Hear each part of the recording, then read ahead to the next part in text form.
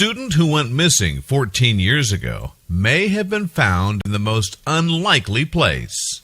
But before we start, please make sure to subscribe and hit the bell so you never miss an upload from us. Also, leave a like right now. Traveling abroad is usually a positive experience. You have the ability to learn about different cultures, taste foreign foods, and meet people from all walks of life.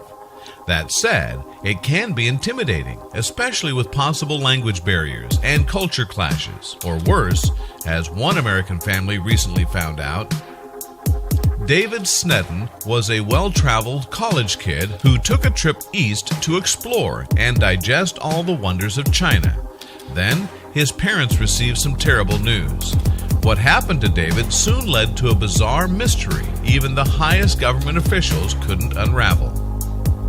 In 2004, a student of Brigham Young University named David Snedden decided to travel to China.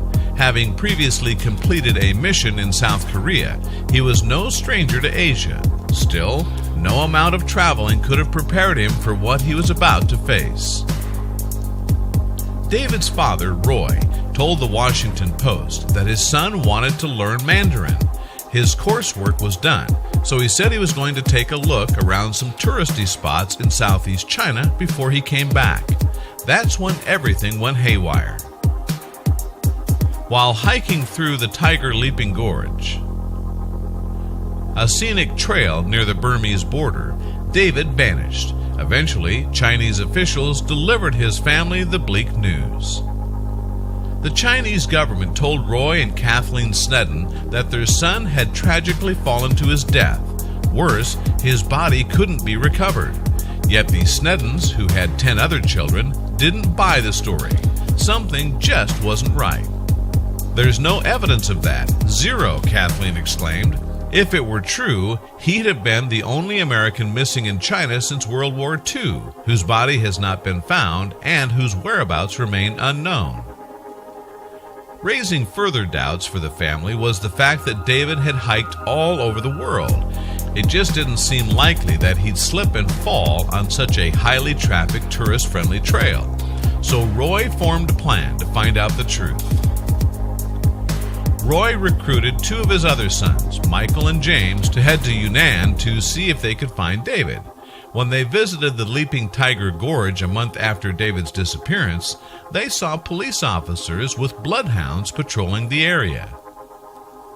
"It was ridiculous," Michael Snedden said of the cops. "The effort, the family assumed, was all for show. We just laughed and said, thanks." Though they didn't find David at the gorge, the family did pick up a valuable piece of information. A tour guide at the Leaping Tiger Gorge told the family that he'd walked the entire trail with David. In fact, the owner of a hostel at the end of the hike even confirmed David had stayed there. The Sneddens kept searching, showing locals pictures of David wherever they went and picking up more clues here and there. A cafe owner in Shangri-La said she'd seen David and could describe him, but then they reached a dead end. Roy deferred the investigation to the U.S. State Department. Unfortunately, it believed the Chinese government, as far as the department was concerned, David was dead. But then, in 2011, 7 years after David disappeared, Kathleen received an interesting phone call. Nicholas Kraft, an attorney and expert on North Korea, noticed that David's disappearance matched the typical pattern of North Korean government kidnappings. He called Kathleen and relayed this story to her. "I just thought it was the most ridiculous thing I'd ever heard," Kathleen said. But North Korea expert Melanie Kirkpatrick believed otherwise, saying, "If you know the history of North Korea's kidnappings of foreign nationals, it's not so crazy." In fact, when Melanie considered the evidence, abduction made almost too much sense. We know that North Korean operatives were active in that region, Yunnan, around the same time David was there, with China's full permission. Melanie also claimed that in 2013, Japanese politician Keiji Furuya told her it is most probable that a U.S. national has been abducted in North Korea, but the most telling evidence surfaced in 2016. That's when a South Korean organization that specialized in North Korean kidnappings claimed informants inside Kim Jong-un's regime confirmed that David had been kidnapped. Still, the story would become even more wild. Other sources inside Japan also claimed David had been kidnapped and was forced to tutor Kim Jong-un himself in English. That information was corroborated by Choi Sung-young, the head of Seoul's abductees' family union. Sung-young continued by stating that David now went by Yoon Bong-soo and had married a woman named Kim Un-hai. However, that information came with a caveat. He was only about 50% sure the information was reliable.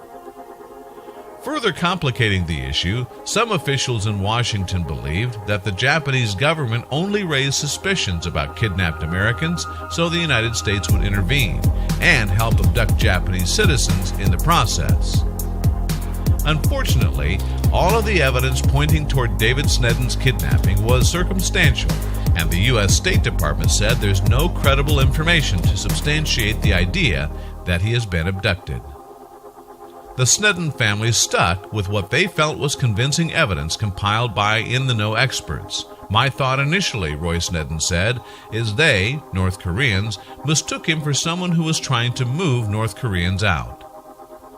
The Sneddens didn't give up their search. Roy and Kathleen turned to Congress for help, and in June 2017, Utah Senator Mike Lee and Representative Chris Stewart urged President Donald Trump to find definitive answers.